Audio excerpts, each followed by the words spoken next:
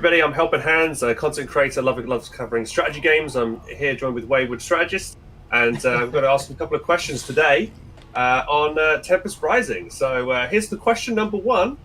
The game is heavily inspired by Command and Conquer. How are you going to stand out and not be seen by some who would say it's a clone? So that's a great question. When I first was brought into the project, Fred, the game director and CEO of 3D Realms, he and I bonded over a mutual appreciation for Command & Conquer, but I've never wanted to create a game that is just an exact derivative of something that already exists. You'll notice, obviously, from the footage that we've already shown, that we kind of wear our inspirations on our sleeves a lot.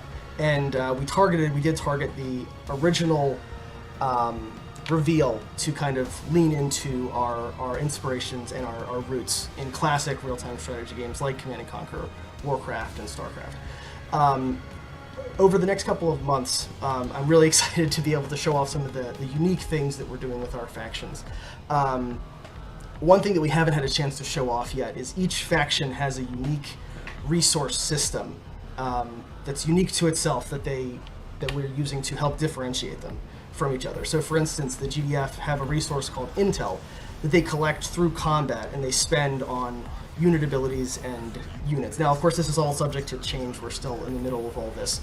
But we think that that's going to give the GDF a pretty unique character, that they're going to have to go out there and combat their enemy to be able to generate intel to be able to use to do many of the things they're going to want to do.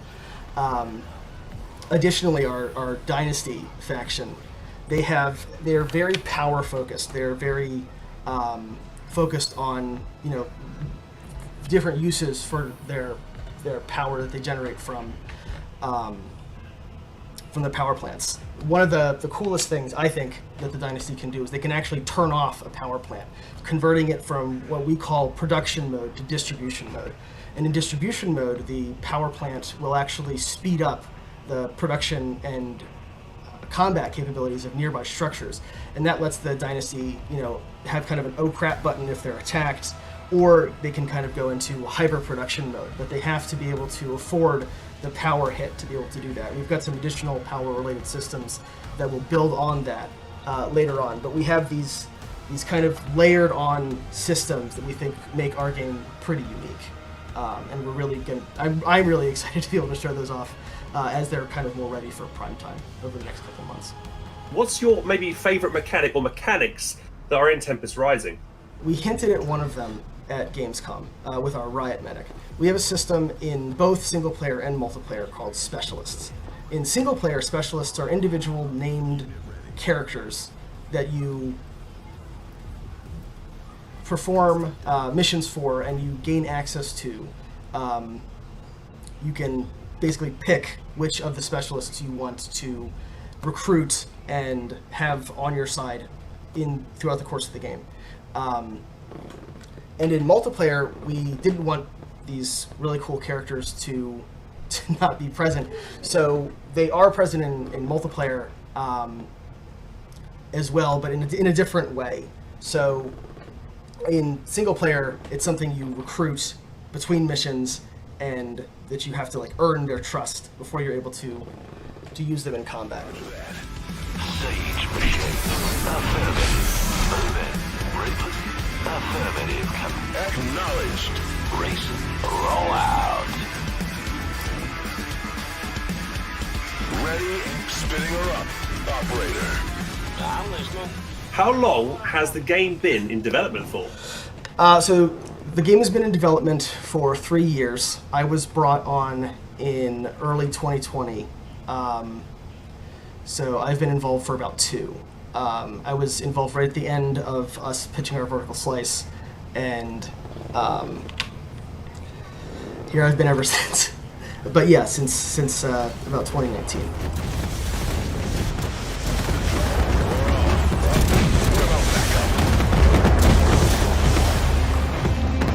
Unit ready. No problem. Got it. Surveying. Spinning her up. No problem. Are there any unique units that will blow players away? If we're thinking about Command and Conquer, I always remember the Tester Troopers from Red Alert 2, which I thought were really cool. or like the Euro unit, which could brainwash units, things like that. So they always stand out to me as like really cool and impressive units. What does Tempest Rising have on offer? The GDF have a unit called the Scrambler. It's a late tier harassment unit. It's tier 3. It's you get it pretty late on in the game, but it has the ability to become invisible when it's not attacking, and it fires very long range missiles at air and ground targets. So it's this phenomenal ambush. It's fast, it's long ranged, and it can become invisible. They're very, very annoying to deal with. Our playtesters love messing with people with the Scrambler. It's made of glass, it's made of paper, but it's very annoying to deal with. Receiving. On your command. Unit ready. Artillery standing by. Unit ready. Unit ready. Training.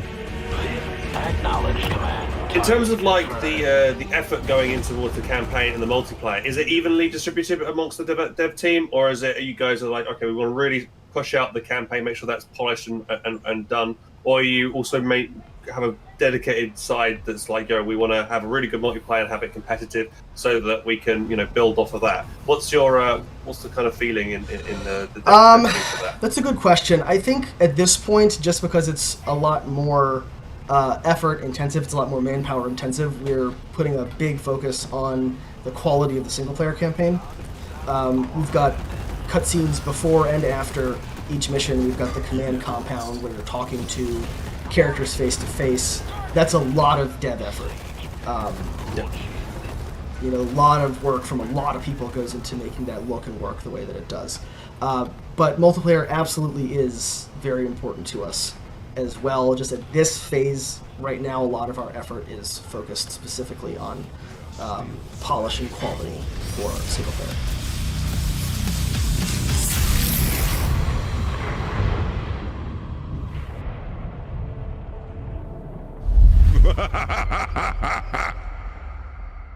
Get to work.